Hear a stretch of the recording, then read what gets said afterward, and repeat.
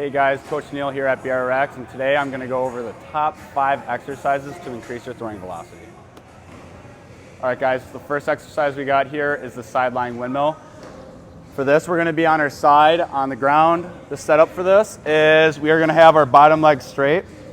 Our top knee is going to be over this ball at a 90-degree angle. We are going to reach forward with our top hand, and keeping our hand on the ground the entire time, we are going to roll all the way around, watching our hand as we go around into a windmill action. Big exhale when we get to the very top and all the way around. We should be feeling a pretty big stretch in our upper back. One more time here, all the way around.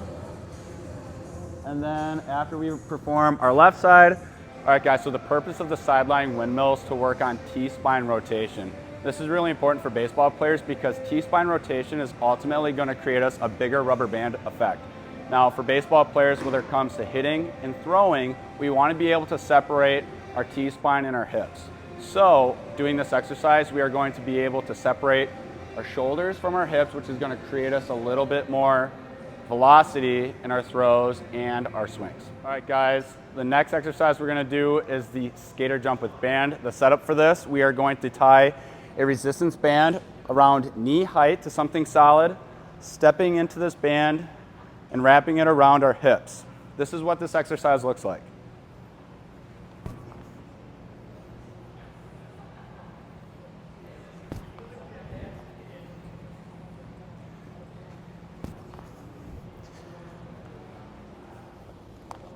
The skater jump with band is a really important exercise because baseball players are going to be in a lateral position, finished with a rotational finish. Now, how does this translate to the field? Baseball players need to be in a hip hinge position, whether it's pitching or throwing or even running. So this drill is going to focus on lateral explosiveness, which is going to translate to the baseball field in all aspects of the game. All right guys, this next exercise we're going to do is called the Goblet Bulgarian split squat. For this exercise, we are going to need a roller or a bench, and what I'm going to be using is 1 dumbbell. Now, the setup for this exercise, I'm going to start about 80% of my weight will be on the front leg. The 20% will be on my back leg, right on this roller. Now, what I'm going to do is keep all of my weight on my front leg. As I go down, I'm going to keep focusing my knee over my toe and come straight back up. It's going to be really easy for athletes to start bringing their knee in. Really focus on keeping that knee over your toes, coming straight back up. Now when I'm done with my left leg, I will switch. Same deal with my right leg.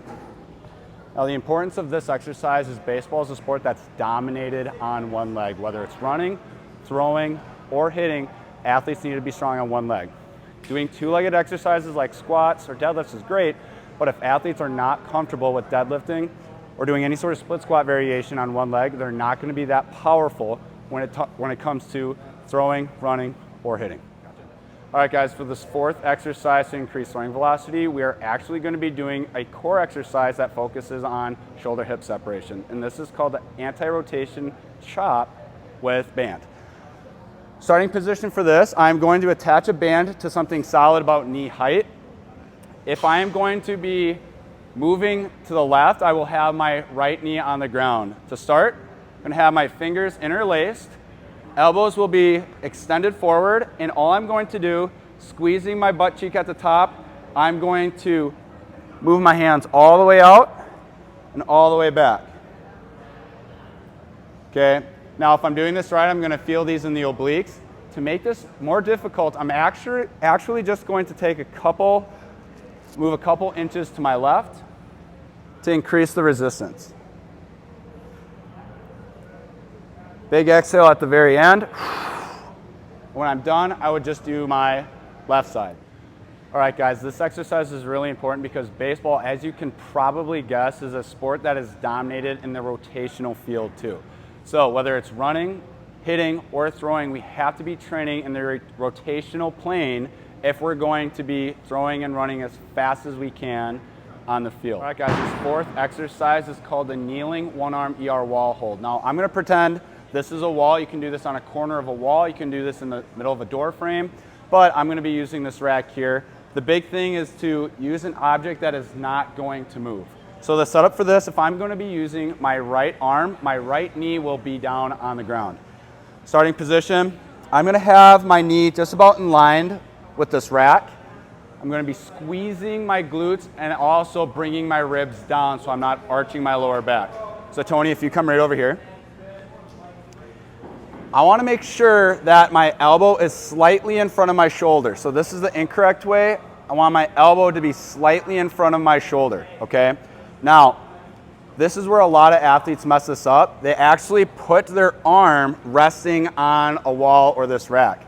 The correct way to do this is to make sure there is a slight gap between your arm and also this wall or this rack. Now, for this exercise, I'm going to press into the wall or this rack for about 2 seconds, push, push, push, relax. Push, push, push, relax. If I'm doing this right, I should be feeling this right back in the scapula or your shoulder blade.